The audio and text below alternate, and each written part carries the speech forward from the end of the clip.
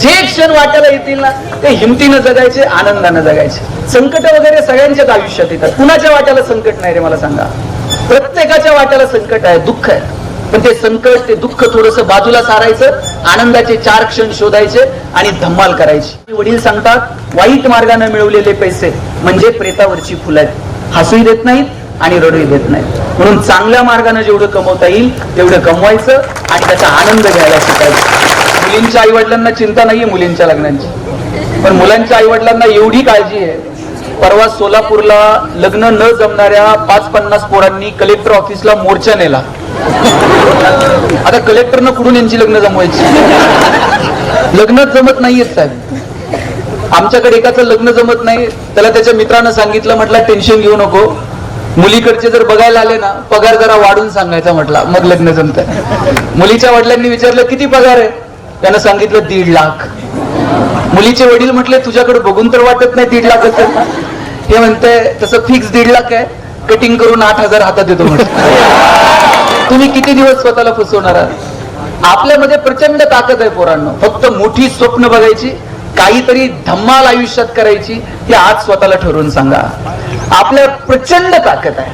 आणि पोरांनो, आपण अशा भूमीमध्ये जन्माला आलो, या भूमीला छत्रपती शिवाजीराजांचा वारसा आहे. शून्यातून हिंदवी स्वराज्य निर्माण करणारे छत्रपती शिवाजीराजे तुमच्या माझ्या समोर काही आदर्श ठेवले. मला वाटतं ते आदर्श आपल्या समोर असले पाहिजेत. मला माहित नाही गॅदरिंग फेब्रुवारी मध्येच का असतं. मी गेले कित्येक वर्ष बघतो सगळे कॉलेजचे गॅदरिंग फेब्रुवारी का असते फेब्रुवारी मध्ये, मला ठाऊक नाही. पोरं तर इतक्या आतुरतेनं म्हणजे एरवी हिरवं दिसणारही फेब्रुवारी मध्ये अचानक गुलाबी दिसायला लागतं. आज कोणता डे?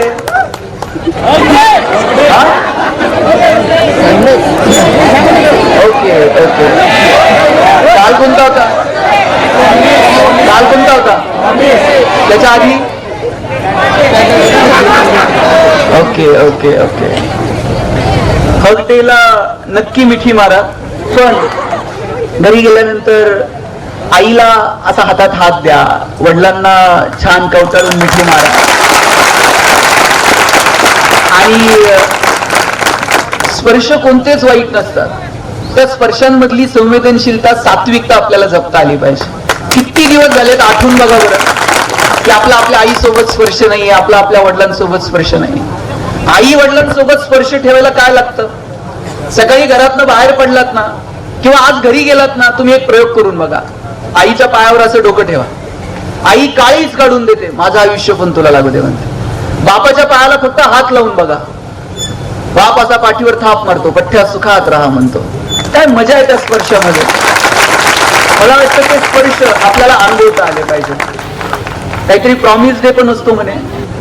आज स्वतःला प्रॉमिस करून टाका की आम्ही आमच्या मस्तीत, आम्ही आमच्या धुंदीत असे जगू की आयुष्याच्या शेवटच्या वळणावरती असताना आम्हाला कौतुक वाटलं पाहिजे.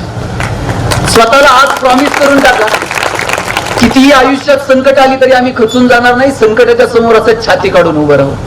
हे प्रॉमिस तुम्हाला केलं पाहिजे. चॉकलेट डे वगैरे होतं की नाही? कॅडबरी बिटबरी सगळ्या पर्स मध्ये, सगळ्या पॉकेट मध्ये कॅडबरी सापडतात. ते तुम्हाला लहानपणी माहिती आहे, लेमन गोळी यायची, ती अशी शर्ट मध्ये गुंडाळून दातानं फोडून त्याचे 2 तुकडे करायचे आणि मग मित्राच्या समोर ठेवायचे आणि त्याला म्हणायचं दोन्ही सारखीच आहेत, घे तुला कोणती घ्यायची. काय मजा होती ना त्या गोष्टीमध्ये. मला वाटतं या सगळ्या गोष्टी तुम्हाला एखाद्या वळणावरती आठवता आल्या पाहिजेत. तारुण्य म्हणजे फक्त 60-70 किलोचं वजन, 2 पाय 2 हात, अवयवांचं पॅकेज म्हणजे तारुण्य नाहीये. तारुण्य म्हणजे ज्वलंत धमन्यांचा विरत स्पंदन, निसर्गानं माणसाला दिलेला सगळ्यात श्रेष्ठ वर. हे तारुण्य असं आहे की हेच वय उंच भरारी घ्यायचं आणि हेच वय पाय घसरण्याचं. या वयात पाय घसरू द्यायचे का या वयात उंच भरारी घ्यायची? मला वाटतं ते तुम्हाला ठरवावं लागेल. का बरं आपण मोठी स्वप्न बघायची नाहीत?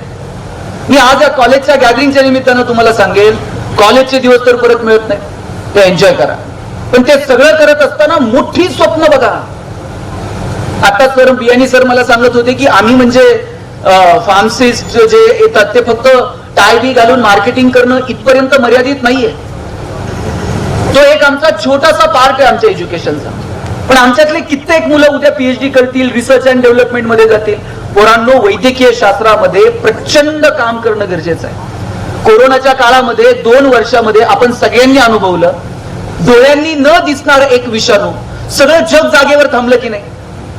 आतापर्यंत मानव जातीचं जेवढं नुकसान युद्धांनी केलं असेल ना, त्याच्यापेक्षा कितीतरी पटीनं जास्त नुकसान हे रोगराई वेगवेगळ्या आजारांनी मानव जातीचं नुकसान केलेलं आहे. अगदी देवीची लस ज्यानं शोधून काढली किंवा त्याला लसीचा जनक म्हणता येईल, जेनर, त्यानं लस जेव्हा निर्माण केली त्यावेळेस जगाला कळालं की अरे अशा प्रकारच्या लसीतनं आपण फार मोठी मानवहानी थांबवू शकतो. आणि याच्या अगोदर रोगराईचा इतिहास जर तुम्ही सगळा बघितला तर चीनमध्ये मिंग राजवट होती आणि चीनमध्ये पिवळ्या तापाची साथ आली. त्या पिवळ्या तापाच्या साथीमध्ये आजूबाजूच्या टोळ्यांनी चीनवरती आक्रमण केलं आणि अख्खी मिंग राजवट उद्ध्वस्त करून टाकली. दक्षिण आफ्रिकेमध्ये जनावरांचा प्लेग आला होता, सगळी जनावरं मरून गेली आणि काय दुरावस्था झाली ती त्यांना ठाऊक आहे. अशी कितीतरी उदाहरणं सांगता येतील. नेपोलियन युरोप पादांक्रांत करायला गेला, त्यानं युरोप जिंकला, 3 लाख सैन्य घेऊन गेला होता युरोप जिंकायला. शस्त्राच्या जोरावरती त्याला युरोप जिंकता आलं, पण तिथे हिवतापाची साथ आली आणि त्या साथीमध्ये त्याचं सैन्य तिथं टिकाव धरू शकलं नाही आणि उरलेलं सैन्य घेऊन त्याला परत मायदेशी परतावं लागलं. आजवरती मानव जातीला आव्हानं देणारे अनेक रोग, अनेक आजार डोळ्यासमोर उभे आहेत. मग अशा परिस्थितीमध्ये त्यांना सामोरं जाणं, त्या परिस्थितीला सामोरं जात असताना आपलं ज्ञान आपण वापरणं, नवनवीन पोरांनी संशोधनाच्या क्षेत्रात काही भन्नाट काम करता येईल का या संदर्भानं विचार करणं, किमान मोठी स्वप्न बघणं, मला वाटतं त्याची सुरुवात इथून व्हायला हवी. आमच्या डोक्यातच नाहीये की आम्ही संशोधनात जाऊ, नवीन काय काय शोधू. आमच्या डोक्यात एकच आहे, इथून बाहेर पडलं की नोकरी लागली पाहिजे, चांगलं पॅकेज मिळालं पाहिजे. इथपर्यंतच आम्ही शिक्षणाला बघायला लागलो. का आपल्याला वाटत नाही की आपण संशोधनाच्या क्षेत्रात काहीतरी केलं पाहिजे? का आपल्याला असं वाटत नाही की आपल्या ज्ञानाचा उपयोग समाजाला झाला पाहिजे? पोरांनो, एक गोष्ट लक्षात घ्या, शिक्षण हे निवळ तुमच्या उदरनिर्वाहाचं साधन नाही. ते उदरनिर्वाहाचं साधन नक्कीच आहे, पण केवळ उदरनिर्वाहाचं साधन शिक्षण नाही, हे तुम्ही आज समजून घ्या. अरे रस्त्यावरची जनावरं सुद्धा उपाशी मरत नाहीत रे, आपण तर माणसं. महात्मा फुले सांगायचे, आपलं ज्ञान समाजाभिमुख असलं पाहिजे. आपल्यापैकी कोणी इंजिनियर होईल, त्याला कळेल कोणत्या चौकात किती रुपयाने प्लॉट घ्यायचा, कशी बिल्डिंग बांधायची, किती FSI, किती TDR. पण त्याला कळलं पाहिजे पालिकेच्या रस्त्याचं काम सुरू असताना 2 मिनिट मी रस्त्यावरती थांबावं, पालिकेच्या इंजिनियरला विचारावं, जरा एस्टिमेट दाखव, मला पण थोडंफार कळतं. तुमचं ज्ञान समाजाभिमुख असलं पाहिजे. आपल्यापैकी कोणी डॉक्टर होतील, त्याला कळेल हॉस्पिटल कसं टाकायचं, किती रुपये खर्च करायचे, बँकेचा हप्ता कसा फेडायचा. पण त्याला असंही वाटलं पाहिजे की कधीतरी मी प्राथमिक आरोग्य केंद्रात जावं, तिथल्या डॉक्टर सोबत बोलावं. औषध निर्माण शास्त्रामध्ये काम करत असताना आपल्याला कळेल आम्ही कोणत्या कंपनीत काम करावं, कसं मार्केटिंग करावं, कसं टार्गेट अचीव्ह करावं. पण आपल्याला हेही कळलं पाहिजे जगभरात या क्षेत्रामध्ये नवनवीन संशोधन काय सुरू आहेत आणि आम्ही नव्या नव्यात काय केलं पाहिजे. जोपर्यंत तुमचं ज्ञान समाजाभिमुख नाही तोपर्यंत त्या ज्ञानाची किंमत काय? आपलं ज्ञान समाजासाठी वापरता येईल का? मला वाटतं याचा विचार पोरांनो आजपासून करा.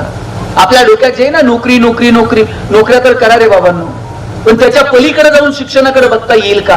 मला वाटतं हा विचार आपल्या मनात असला पाहिजे. का आपल्या पोरांना वाटत नाही आपण उद्योगात यावं, व्यवसायात यावं, व्यापारात यावं? आपल्या डोक्यात एकच आहे, नोकरी करा. काय परिस्थिती आज महाराष्ट्राची सगळ्या उद्योग व्यवसायाच्या संदर्भानं? साहेब, टायरवाले केरळचे, किराणा व्यवसायात पटेल, हार्डवेअरची दुकानं बोरींची, बांधकाम व्यवसायात UPचे लोक, गवंडी सगळे बिहारचे, सुतार कामात राजस्थानी, हॉटेल सगळी दक्षिणात्यांकडे, चायनीजच्या गाड्या पूर्वांचलच्या करून चालवतात. बरं, त्याला संविधानानं त्यांना अधिकार दिलाय, कुठेही जातील, कष्ट करतील, पोट भरतील, त्यांचा अधिकार आहे. आपण कुठे? आपल्या डोक्यात एकच आहे, नोकरी लागली पाहिजे. काय त्या नोकरीत राम आहे? तर नोकऱ्या करायच्या जरा मोठा विचार करूयात, काहीतरी वेगळं करूयात. मोठी स्वप्न बघायची ताकद मला वाटतं याच वयामध्ये आपल्यामध्ये आली पाहिजे. मला तर अमिताभ बच्चनचा हेवा वाटतो. आज वय किती पोरांना अमिताभचं? 80-82 वय. आकाशवाणीमध्ये तुम्ही पोरांना आता जसं निवेदन करत होतात ना ताई, असं निवेदक पदाच्या नोकरीसाठी अमिताभ आकाशवाणीला इंटरव्ह्यूला गेले होते आणि आवाज चांगला नाही म्हणून अमिताभची नोकरी नाकारली. आणि त्याच आवाजाच्या जोरावर अमिताभ आज बॉलिवूडचा शहनशाह आहे. कोरोनाच्या काळात कुणीच कुणाशी बोलायला तयार नव्हतं. फोन लावल्यावर कुणाचा आवाज ऐकायला यायचा. आता याच्यापेक्षा काय करिअर असते मला सांगा. आजही तुम्ही टीव्ही लावा, 10 मिनिटाला अमिताभ टीव्हीवर आहे की नाही. कोण बनेगा करोडपती मधून पैसे कमवायला लावताय. मिळवलेल्या पैशातून कल्याण ज्वेलर्स मध्ये जाऊन सोनं खरेदी करायला सांगताय. खरेदी केलेलं सोनं परत मुथूट फायनान्स मध्ये ठेवून कर्जही तेच काढायला लावताय. एवढंच नाही, कर्जाचे हप्ते फेडताना आले तर नवरत्न तेल पण त्याच्याकडेच आहे. कुठं नाही अमिताभ. का आम्ही उद्योग व्यवसाय बरं बघा, 93-95 ला आम्ही गॅट करार स्वीकारला, खुलं आर्थिक धोरण स्वीकारलं. तुमच्या माझ्या व्यापाराला, तुमच्या माझ्या व्यवसायाला राज्याच्या, देशाच्या, जगाच्या भिंती उरलेल्या नाहीत. चायनाला कळलं भारतात आणून काय विकायचं. जपानला कळतंय भारत मोठी बाजारपेठ आहे. अमेरिकेला कळतंय की भारत एक मोठी बाजारपेठ आहे. मग आमच्याच पोरांना का कळत नाही की भारत ही मोठी बाजारपेठ आहे आणि तिचा आपण वापर केला पाहिजे.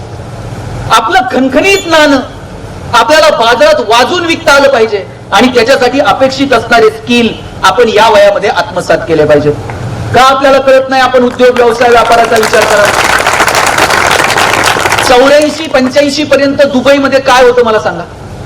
तेलाचे पैसे होते फक्त, पण proper utilization of the resources. आज जगातला सगळ्यात बिझीएस्ट एअरपोर्ट दुबई, जगातला सगळ्यात प्रॉफिएस्ट मॉल दुबई, आता बिझनेस एक्सपो झाला दुबई. या लोकांना कळलं की जगातल्या लोकांना काय लागतंय ते त्यांनी तिथं निर्माण केलं कृत्रिमरित्या. आपल्याकडे तर भरभरून निसर्ग, का आम्हाला पर्यटनाच्या क्षेत्रात काही करता आलं नाही. का आम्हाला वैद्यकीय पर्यटन असा एखादा कन्सेप्ट घेऊन पुढे येता आलं नाही. का जगभरातल्या लोकांना आम्ही आमच्याकडे आकर्षित करू शकलो नाही. आमच्याकडे होमिओपॅथी असेल, ॲलोपॅथी असेल, आयुर्वेद असेल, सगळ्यांना एकत्र येऊन का नवीन काही कन्सेप्ट जगाला भुळे पाडतील असे निर्माण करता येऊ नयेत. परवा मी जेजुरीला गेलो होतो पोरांनो. जेजुरीला गेलता का कधी? आता नाही गेला तर लग्न झाल्यावर जावंच लागतंय. बरं, ते 5 पायऱ्या उचलून न्यावं लागतंय. बरं, मी दुबईला गेलो होतो. 4-5 MBA चे पोरं पुरी तिथं आलेले, MBA झालेले, आणि ते जेजुरी गडाचे फोटो काढत होते. मी विचारलं काय करता रे फोटो काढून. ते म्हणले दादा किती दिवस बॅनर लावायचे, चलो दुबई, चलो सिंगापूर. म्हटलं मग? म्हटलं आम्ही दुबईत बॅनर लावणार आहे, चलो जेजुरी.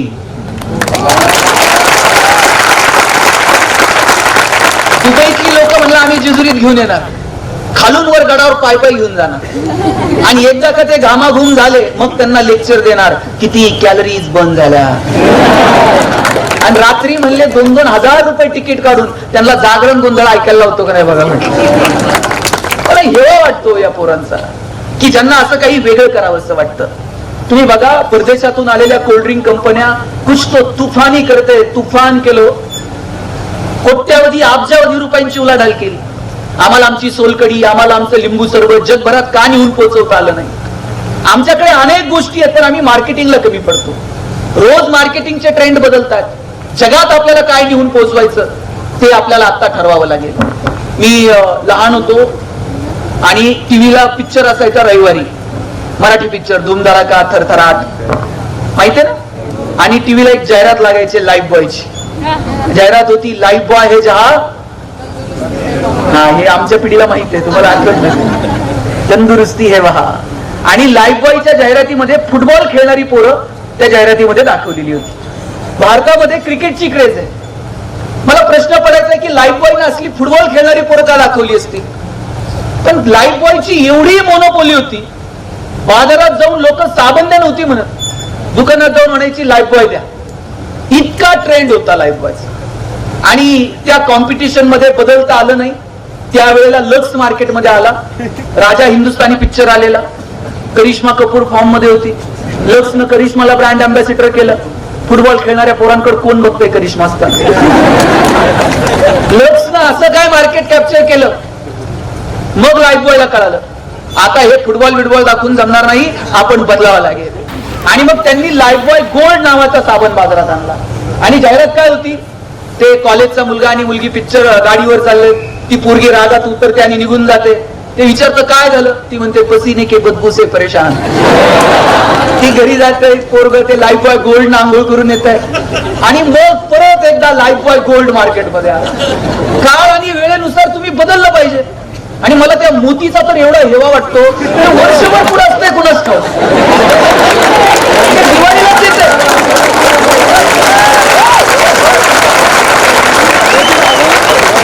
त्याने ठरवून घेतलंय वर्षभर प्रोडक्शन करायचं आणि दिवाळीला दार वाजवायचं. आपण आपल्या स्ट्रेंथ, आपल्या विकनेस आपल्याला ओळखता आल्या पाहिजे. आणि कॉलेजचेच दिवस आहे ना, इथे आपल्याला आपल्या स्ट्रेंथ ओळखता येतात, आपले विकनेस ओळखता येतात. धम्माल करा, गॅदरिंग बिदरिंगचा माहोल तर आहे ना, मस्त एन्जॉय करायचा. हेच दिवस आहेत. आपल्याला कोण नंतर नाचू देतो. आता मला कितीही वाटलं इथं नाचावं गावं, येत नाही ती गोष्ट सोडा. पण कितीही ठरवलं तर आता शक्य आहे का. आता वेळ निघून गेली, कॉलेजचे दिवस गेले, परत ते कधीच मिळत नाही. गायला गळा लागतो, माझ्याकडे नरड आहे. मजा घ्या आता या दिवसांची. मी गंमत सांगतो, आता गॅदरिंगचे दिवस आठवले मला कॉलेजचे. मी पुण्यात गेलो शिकायला. मी MBA ला ऍडमिशन घेतलं आणि मला टाईची नॉट बांधता यायची नाही, आजही येत नाही. मी शूज घालून कॉलेजला जायचं म्हटलं तर मला आवडायचं नाही. मी चप्पल घालून कॉलेजला जायचं. मी कितीतरी वेळा फाईन भरलेला आहे, ती शूज घालून तू कॉलेजला आला नाही म्हणून. आणि गॅदरिंग होतं. गॅदरिंगला मला सरांनी विचारलं, गणेश तू गॅदरिंग मध्ये पार्टिसिपेट होणार का. मी म्हटलं हो होणार. म्हटलं तू काय करणार. आता हे दोघं जण जसं सूत्रसंचालन करत होते, म्हटलं मी तसं सूत्रसंचालन करतो कार्यक्रमाचं. सरांनी मला विचारलं तू MBA कशात करणार आहेस. मी म्हटलं मी ह्युमन रिसोर्स मॅनेजमेंट मध्ये MBA करणार आहे. सर म्हटले ज्याला ह्युमन रिसोर्स मध्ये MBA करायचंय त्यांना अशी इंडिव्हिज्युअल ऍक्टिव्हिटी करू नये, त्यांना ग्रुप ऍक्टिव्हिटी करावी. 10-20 पोरांना गोळा करावं, त्यांच्या स्ट्रेंथ विकनेस ओळखाव्यात, त्यांचं सॉर्ट अनालिसिस करावं, त्यांना कुठं ऑपॉर्च्युनिटी द्यायची ते ठरवावं आणि नेतृत्व करावं, ज्याला ह्युमन रिसोर्स मध्ये MBA करायचं. आता ग्रुप ऍक्टिव्हिटी काय करणार. मी मगाशीच सांगितलं, नाचता येत नाही, गाता येत नाही. बोलण्याच्या जवळचा प्रांत जरा नाटकाचा प्रांत आहे. मग मी नाटक करायचं ठरवलं. मी नाटक लिहायला घेतलं. 10 दिवस माझ्याकडनं नाटक लिहून झालं नाही. आमच्याकडे एक बीडचा पोरगा होता, म्हणला दादा तू नाटक लिहायच्या फंदात पडू नको. म्हटलं काय. म्हटलं आपण पुण्यात आहोत, इथं म्हटलं कंटेंट पेक्षा ग्रामर महत्वाचं आहे. बाणातला न कन्नाळातला न, तू लिहायच्या काय फंदात पडू नको म्हटलं. म्हटलं मग काय करायचं. म्हटलं पुरातन काळातली कथा शोधायची, त्याच्यात कॅरेक्टर ढकलून द्यायची. म्हटलं यानं काय होतं. म्हटलं कोण आपल्या अंगावर येत नाही. कुणी जर विचारलं ना हा डायलॉग असा कसा, तर म्हणते जा व्यासांना विचार, वाल्मिकीला विचार, आपल्यावर येत नाही. म्हटलं सोपं काम आहे. मग आम्ही महाभारतातला प्रसंग निवडला, द्रौपदीचं वस्त्रहरण. आता या मेन रोल, मेन कॅरेक्टर मध्ये द्रौपदी आहे. आम्हाला द्रौपदीचा रोल करायला मुलगी पाहिजे होती. मी जरा बोलणारा, वर्गातल्या 5-6 पोरांना घ्यायचो, वर्गातल्या मुलींकडे जायचो आणि त्यांना म्हणायचो बघा महाराष्ट्रातली नाट्य संस्कृती टिकली पाहिजे. मुलींनी मुलांच्या खांद्याला खांदा लावून पुढे आलं पाहिजे. मुली म्हणायच्या मुद्द्यावर तुझं खरं काम काय सांग. मग मी म्हणायचो तुमच्यापैकी कोण नाटकात काम करणार का. 10-20 मुली हात वर करायच्या, आम्ही नाटकात काम करायला तयार आहोत. मुलींचा पुढचा प्रश्न असायचा रोल काय करायचा नाटकात. आता तिला कुणी सांगायचं तुला द्रौपदी व्हायचं. त्यानं त्याच्याकडे बघायचं, त्यानं ह्याच्याकडे बघायचं. हळूच एखादं पोरग पुढे यायचं, म्हणायचं ताई आता हा किती बचावाचा पवित्र आहे. ते पांडवांपैकी एक पोरगी द्रौपदी, ते म्हणताय ताई तुला द्रौपदीचा रोल करा. द्रौपदी म्हटल्यावर सगळ्या मुली खाली हात घ्यायच्या. मुली म्हणायच्या द्रौपदी व्हायला हरकत नाही, पण कृष्ण जर स्टेजवर वेळेवर आला नाही तर काय करायचं. कृष्णाची गॅरंटी कोणी द्यायची, ते वेळेवर येते की नाही. आता द्रौपदीची मुख्य भूमिका करायला कोण तर पाहिजे. आमच्या वर्गात एक गोरगोमट पोरग होतं, दिसायला एकदम सुंदर. आमच्या सुदैवानं त्याच्या दुर्दैवानं त्याच्या डोक्यावर एकही केस नव्हता. आम्ही सगळेजण त्याच्याकडे गेलो. म्हटलं नाटकात काम करणार का. म्हटलं रोल द्रौपदी. म्हटलं डोक्याचं काय करायचं. म्हटलं विग आणून लाव. म्हटलं तुम्ही विग आणून लावा, असला रोल करतो म्हणला द्रौपदीचा. 4 पिढ्या म्हणला पठ्ठ्याच्या नाटकात काम करतो. मी द्रौपदी व्हायला तयार आहे, पण माझी एक अट आहे. म्हटलं काय. म्हणला ते दुर्योधनाला सांगून ठेवा, फार एक्साइट व्हायचं नाही.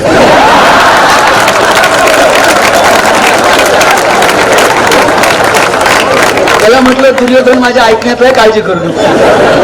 आता मी सगळे कॅरेक्टर शोधत होतो, मला भीम सापडत नव्हता. भीम जरा दष्टपुष्ट पाहिजे. आम्ही सगळे किडकिडीत. मी DY पाटीलला, शेजारी इंदिरा कॉलेज, 2 कॉलेजच्या मध्ये जिम होती आणि त्या जिमच्या बाहेर एक पोरग रोज कॉलेजच्या बाहेर त्या बुलेटवर चक्र मारायचं. प्रत्येक कॉलेजच्या बाहेर असले 2-4 असतात, त्यांच्याकडे लक्ष द्यायचं नाही. त्याला एक दिवशी मी थांबवलं, म्हटलं बाहेर चक्र मारून काय करतो? म्हटलं आम्हाला कोण कॉलेजला येऊ देत. म्हटलं तू येणार का? म्हटलं काय करायचं? म्हटलं नाटकात काम करायचं. म्हटलं रोल काय करायचा? म्हटलं पेदार शरीर एसटी आहे, भीम व्हायचंय. म्हटलं तो म्हटला मी भीम व्हायला तयार आहे, पण द्रौपदी कोण आहे सांग. म्हटलं मी त्याला म्हटलं वर्गातली सगळ्यात सुंदर मुलगी द्रौपदीच्या. एवढं खुश झालं ते पदर खर्चानं गदा घेऊन आलतं नाटकात काम. आता मी सगळे कॅरेक्टर शोधले होते. मला 5 पांडवांपैकी एक कमी पडत होता. तो कुठून आणायचा? आमच्या वर्गात एक पहिल्या बाकावर बसणारं पोरग होतं, ज्यानं आयुष्यात अभ्यास सोडून दुसरं काहीच केलं नाही. प्रत्येक वर्गात असलं एक तर असतंय, कधी पिक्चरला नाही. ते पिक्चरला आम्ही त्याला घेऊन गेलो ना, त्याला 2 वर्षात शिट्टी वाजवली नाही. ते पिक्चरला येताना 1 रुपयाची शिट्टी घेऊन यायची आणि खूप मोह झाला की खाली बघून असं शिट्टी मारायची. त्याला म्हटलं मान वर करून मार. ते घाबरायचे. त्याला म्हटलं अरे कोण बघत नाही, पडद्यावर कुणाला कळतंय कोण शिट्टी मार. प्रेझेंटेशनला सुद्धा त्यानं कधी मान वर केली नाही, खाली मान घालून बोलणार. पण आम्हाला गरज होती. म्हटलं नाटकात काम करणार का? म्हटलं दादा मला मान वर करून बोलता येत नाही. म्हणलं बोलायचंच नाही. आपल्या सरांनी आपल्याला काय सांगितलंय? S for strength, W for weakness, O for opportunity, T for threats. तुझी मान खाली आहे ना, तुला शोभल असं काम देतो. म्हटलं का? म्हटलं 5 पांडवांपैकी एकाची भूमिका तू करायची. द्रौपदीचं वस्त्रहरण सुरू झालं का शर्मेनं मान खाली घालायची, नाटक संपेपर्यंत वर करायची. शोभल असं काम. सगळे कॅरेक्टर ठरलेले, सगळ्यांना सगळं माहित होतं. फक्त भीमाला माहित नव्हतं की द्रौपदीच्या भूमिकेत मुलगा मुलीचा रोल करतो. द्रौपदीच्या वस्त्रहरणासाठी दुर्योधन आणि दुःशासन पुढे निघाले का भीम त्यांच्या मागच गदा घेऊन. आम्ही दुर्योधनाला म्हणायचो पुढे हो, द्रौपदीच्या फक्त पदराला हात लाव, कृष्ण येतोय, प्रकरण मिटतंय. दुर्योधन प्रचंड घाबरलेला. दुर्योधन म्हणला ते इतिहासात काय झालं ते झालं. म्हणला तुम्ही भीमाला पकडा, त्याशिवाय आपण द्रौपदीच्या नादाला लागत नाही.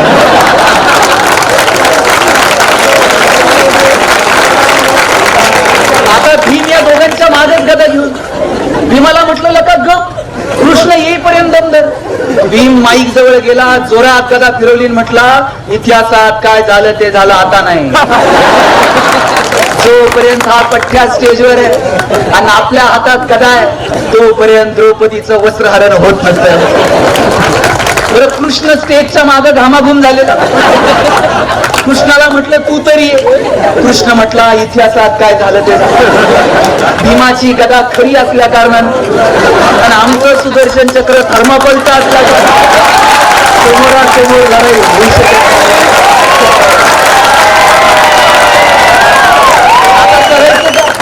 मग आम्ही ठरवलं दुर्योधनाच्या मदतीने भीमाला पकडायचं. हल्ली कुणी कुणाची मदत घेत. आम्ही भीमाची घेतली म्हणून काय झालं, आम्ही दुर्योधनाच्या मदतीने भीमाला पकडायला गेलो आणि भीमानं जी गदा फिरवायला सुरुवात केली ती फिरवता फिरवता चुकून द्रौपदीच्या विग मध्ये. त्याला म्हटलं शिरली तर शिरू दे, उचलू नको. त्याला राहावे ना, त्यानं जी गदा उचलली, द्रौपदीचा विग एकीकडे, द्रौपदी एकीकडे. सगळं टक्कल दिसायला, सगळं सभागृह हसायला लागलं. मला तर इतकं वाईट वाटलं. म्हटलं पहिलं वर्ष, पहिलं कॉलेज, नाटकाचा कार्यक्रम झाला. आमच्या चौघांच्या माना शर्मेनं खाली गेल्या आणि आश्चर्य असं आतापर्यंत ज्याची मान खाली होती त्यानं वर बघितलं. त्यानं इकडे तिकडे बघायचं तर द्रौपदीकडे बघतंय. त्याला सांगितलं होतं नाटकात एक शब्द बोलायचं. ते माईक जवळ गेलं आणि द्रौपदीला म्हणतोय द्रौपदी तू बालाजीला कधी गेलती?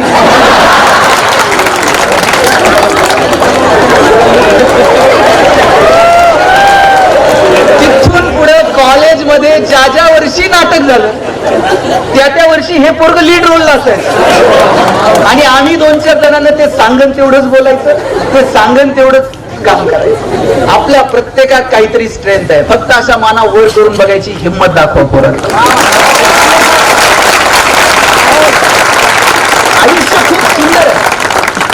कॉलेजचे दिवस नाहीत, परत परत परत तारुण्य नाही. जे क्षण वाट्याला येतील ना ते हिमतीनं जगायचे, आनंदानं जगायचे. संकट वगैरे सगळ्यांच्याच आयुष्यात येतात. कुणाच्या वाट्याला संकट नाही रे मला सांगा? प्रत्येकाच्या वाट्याला संकट आहे, दुःख आहे. पण ते संकट, ते दुःख थोडस बाजूला सारायचं, आनंदाचे 4 क्षण शोधायचे आणि धम्माल करायची. शिवाजी राजांच्या आयुष्यात किती संकट आली हो. मिर्झा राजेसोबत तह झाला, त्या तहामध्ये 23 किल्ले मिर्झा राजेला द्यावे लागले. वयाच्या 14व्या वर्षी छत्रपती शिवरायांनी 4 यवनी पातशाहीला सुरुंग लावला, एक एक किल्ला मिळवला आणि मिर्झा राजेसोबत झालेल्या तहात 23 किल्ले द्यावे लागले. केवढं मोठं अपयश होतं मला सांगा. पण शिवाजी राजे थकत नाहीत, शिवाजी महाराज हारत नाहीत. आग्र्याला भेटायला जातात औरंगजेबाला. बरं जाताना एकटे जात नाही का?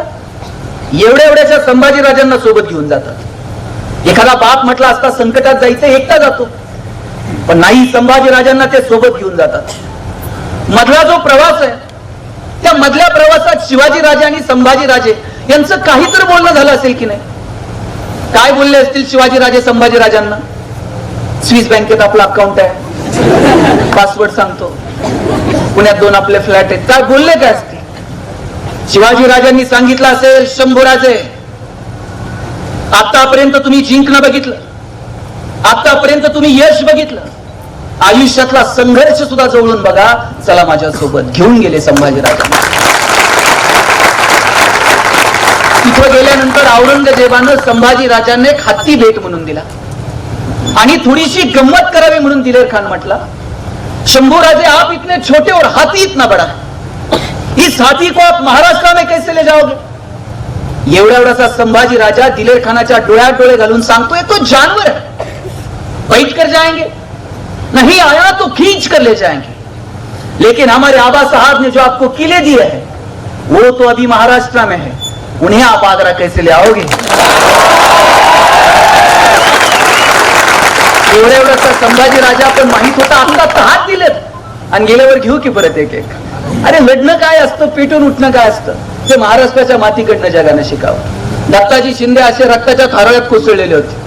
मानेवरती तलवार ठेवली कुतुबशहानं, विचारलं क्यू पाटील और लढोगे?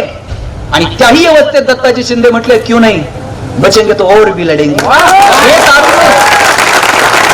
ही धमक आणि ही खुमखुमी पोरांना आपल्या मनगटात असली पाहिजे. आणि त्याच्यासाठी म्हणून आता याच वयात मोठी स्वप्न बघा. उद्या कलेक्टर झालात, लाल दिव्याच्या गाडीत बसून या रे पोरांना. तुमचं दार उघडायला पण शिपाई असेल. काय तुमच्या बापाच्या चेहऱ्यावर आनंद असेल मला सांगा. उद्या संशोधनात गेलात, काहीतरी वेगळं काम करू शकलात, नोबेल बिबेल मिळाला, काय तुमच्या आईच्या चेहऱ्यावरती आनंद असेल मला सांगा. आणि का आपण ही स्वप्न बघायची नाही? किती मोठं व्हायचं माहितीये पोरांनो? तुमच्या आई वडिलांना तुमचा अभिमान वाटला पाहिजे, इतकं मोठं व्हायचं. तुमच्या आई वडिलांचं नाव तुम्ही पुसलं पाहिजे. ते कोणत्या अर्थानं माहित आहे? आता तुमची ओळख काय? अमुक अमुक यांचा मुलगा, अमुक अमुक यांची मुलगी. काही दिवसानंतर तुमच्या नावानं तुमच्या आई वडिलांना ओळखलं पाहिजे, इतकं मोठं व्हायचं. आणि लक्षात घ्या, एवढं प्रेम जगात कोणच करत नाही तुमच्यावर. कॉलेजवरून घरी गेल्यानंतर पहिला प्रश्न आई काय विचारते? टिफिन खाल्ला का? डबा संपवला का? कोण करतं एवढं प्रेम मला सांगा? लेकुराचे हित वाहे माऊलीचे चित्त, ऐसी कळवळ्याची जाती करी लाभाविन प्रीती. कोणत्याही लाभाची अपेक्षा न करता तुमच्यावर प्रेम करणाऱ्या या जगात जर कोण असेल, तुमची आई आणि तुमचा बाप आहे. पोरांनो, बापाची चप्पल तुम्हाला यायला लागली ना, मग बाप तुम्हाला रागवत नाही. त्याला कळतं आता पोरग खांद्याला आलंय, माझी चप्पल त्याला यायला लागली. रागवायचं धाडस तो करत नाही. पण बापाच्या तुमच्याकडनं काही छोट्या छोट्या अपेक्षा आहेत. बापाची अपेक्षा नाहीये की पोरांना हजारो रुपये रोज आणून माझ्या हातात द्यावेत, पण बापाची अपेक्षा आहे पोरांना असं कर्तृत्व करावं की पोराकडे बघताना सुद्धा आमची मान अशी उंच झाली पाहिजे. इतकं चांगलं कर्तृत्व करून तुमच्या बापाचं तर तुमच्यावर एवढं प्रेम आहे, पोरावर नाही त्याच्यापेक्षा थोडं जास्त प्रेम बापाचं पोरीवर असतं. आणि पोरीचं सुद्धा चाकणभर जास्त प्रेम बापावर असतं. आई जर तुम्हाला रागवली तर तुम्हाला फार काही टेन्शन येत नाही, आई रोजच रागवत असते. पण वडील जर थोडं मोठ्यानं बोलले म्हणले ना दीदी, दीदीला दिवसभर करमत नाही. दीदी दिवसभर आईच्या मागे पडते. आज बाबा मला रागवले, आज ओरडले, आज मोठ्यानं बोलले, आज डोळे मोठे केले. किती किती वाईट वाटतं. पोरींनो, ज्या दिवशी तुम्ही जन्माला आलात ना त्या दिवशी बापाच्या मनात दोन विचार चमकून जातात. एक तुमचं शिक्षण आणि दुसरं तुमचं लग्न. बाप तुमच्या शिक्षणासाठी तुमच्या लग्नासाठी एक रुपया बाजूला काढून ठेवतो. त्याची ऐपत नसताना सुद्धा तुमच्या अनेक गरजा, तुमची हौस मौस पूर्ण करायचा प्रयत्न करतो. स्वतः तुटलेली चप्पल घालेल, पण कॉलेजला जायला लागल्यानंतर तुम्हाला चांगले शूज आणून दे. स्वतः फाटलेलं बनियन घालेल, पण तुम्हाला चांगले कपडे आणून दे. स्वतः बाप सायकलवर कामाला जाईल, पण तुम्हाला कॉलेजला जायला गाडी देईल, बसचा पास करून घेईल, हॉस्टेलचे पैसे भरेल. कोण करतं एवढं प्रेम मला सांगावं? तुमच्या लग्नात तर बाप असा फेटा बिटा घालून मांडवात मिरवत असतो. दिवसभर त्याची मान अशी उंच असते. पण एकदा कन्यादान झालं ना, मुलीचा हात जावयाच्या हातात देतो आणि सांगतो, तर हाताच्या फोडाप्रमाणे जपली, जावई बापू सांभाळून घ्या. दिवसभर त्याच्या डोळ्यात थेंब येत नाही, पण पोरीची गाडी एकदा निघून गेली ना, खांबाच्या पलीकडे जाऊन एकटा सोडतो तो बाप असतो. त्या बापाची मान कधी खाली येणार नाही. त्याची काळजी म्हणून आणि मुलांना कॉलेज लाईफ एन्जॉय करा, हसत हसत जगा, पण त्यातली सात्विकता बिघडू देऊ नका. तुम्ही बसमध्ये असाल आणि वर्गातल्या दोन पोरी जर बसमध्ये आल्या ना, त्यांना तुमच्याकडे बघून सुरक्षित वाटलं पाहिजे. संध्याकाळी रस्त्यानं जाताना तुमचं टोळकं उभं आहे आणि एखादी मुलगी कॉलेजची जायला निघाली, तिच्या लक्षात आलं ना माझ्या कॉलेजची मुलं आहेत, तिला तुमच्याकडे बघितल्याबरोबर सुरक्षित वाटलं पाहिजे. अरे इथे मी सुरक्षित आहे, इथं माझ्या कॉलेजची मुलं आहेत. तुमच्याकडे बघितल्यानंतर जर तुमच्या कॉलेजच्या मुलींना, तुमच्या मैत्रिणींना सुरक्षित वाटत नसेल, तर जय भवानी आणि जय शिवाजी म्हणायचा अधिकार आपल्याला नाही. आपण आपल्या बहिणीचा जितका सन्मान करतो, तितकाच सन्मान इतरांच्या बहिणीचा करा. म्हणजे कोणत्या बहिणीसाठी मोर्चे काढावे लागणार नाहीत, कॅन्डल मार्च काढावे लागणार. कॉलेजचे दिवस परत येत नाही, तर मस्त एन्जॉय करा. मला खूप वेळ तुमच्याशी बोलायचं होतं, पण मला पुढे जायचं आहे, म्हणून जास्त वेळ तुमचा घेणार नाही. पण इतकं सांगतो की हे दिवस परत नाहीत. एका बेंचवर किती जण बसतात रे? किती? 2 का 3? आम्ही पण 3 जण एका बेंचवर बसायचो. असं कर्कटकनं रेश बिश मारून जागा वाटून घेता का नाही? शाळेत केलंय की नाही? तुझा हात तिकडे का आला, तुझं दप्तर तिकडे काय केलं? आमच्या सरांनी मला, मॅडमनी मला उठवलं शेवटच्या दिवशी आणि सांगितलं, राजा बेंच इथंच राहणार आहे, तुला शाळा सोडून जायची. बेंच इथेच राहतो, सगळं इथंच राहतो. या माईक वरती हे मी घरी घेऊन जाऊ शकतो. आता मी बोलतोय, उद्या दुसरं कुणीतरी बोलेल, परवा तिसरं कुणीतरी बोलेल. ज्या खुर्च्यांवरती तुम्ही बसलात 5-10 मिनिटं अजून तुम्ही त्याच्यावर, उद्या दुसरं कुणीतरी बसेल. आपण कुणीच मालक नाही होत. आपण सगळे ट्रस्टी आहोत, विश्वस्त आहोत. सांभाळायचं, पुढच्या पिढ्यांच्या हातात द्यायचं आणि निघून जायचं. इतकं सुंदर आयुष्य आहे. म्हणून त्या आयुष्याचा आनंद घेता येईल का, मला वाटतं याचा विचार करा. या पोरापुरींचं जगणं जर सर तुम्हाला शोधायचं असेल ना, हे तुम्हाला ट्युटोरियलच्या पानांमध्ये याच्या तिकडे इकडे तिकडे नाही सापडत. या पोरांचं जगणं जर शोधायचं असेल ना, रोजच्या ज्या वया आहेत ना, त्यातली मागची पानं चाळायची, शेवटची 2-4 पानं असतात. पोरींनी मेहंदीचं डिझाईन काढलेलं असतंय, रांगोळीचं डिझाईन काढलेलं असतंय. पोरांनी तर किती नावं खुडून परत लिहिलेली असतात. जगणं तुम्हाला तिथेच सापडणार आहे. मला वाटतं हे जगणं आपल्याला शोधता आलं पाहिजे. तुम्हाला गंमत आठवली म्हणून सांगतो. असाच फेब्रुवारीचा महिना होता. फेब्रुवारीमध्ये अनेक जणांमध्ये कुठून धाडस येतं मला कळत. आमच्या वर्गातल्या एका मुलानं, आता तर व्हॉट्सअप बिट्सअप इतकं सोपं झालंय ना, मेसेज टाकताय, नकार आला का लगेच डिलीट फ्रॉम एव्हरीवन.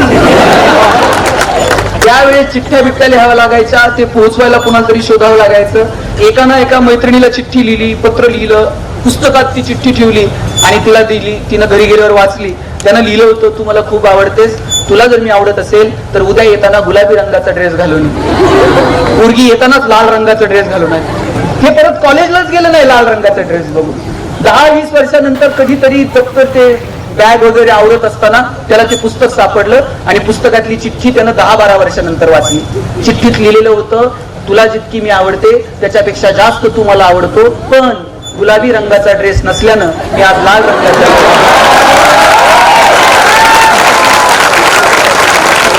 म्हणून माझं सांगणं आहे, कधीतरी पुस्तकं उचकत चला. आपण जर पुस्तकच उचलली नाही तर असे अनर्थ आपल्या वाट्याला येतात. असे अनर्थ आपल्या वाट्याला येऊ नये असं वाटत असेल तर थोडंसं अभ्यासाकडे पण लक्ष द्या. कॉलेजचे दिवस परत मिळत नाही, ते छान एन्जॉय करा. ज्यांची परिस्थिती थोडीशी हालाकीची, थोडीशी गरिबीची असेल, अजिबात रडायचं नाही पोरांना. गरिबीत जन्माला यायचं का श्रीमंतीत आपल्या हातात आहे का?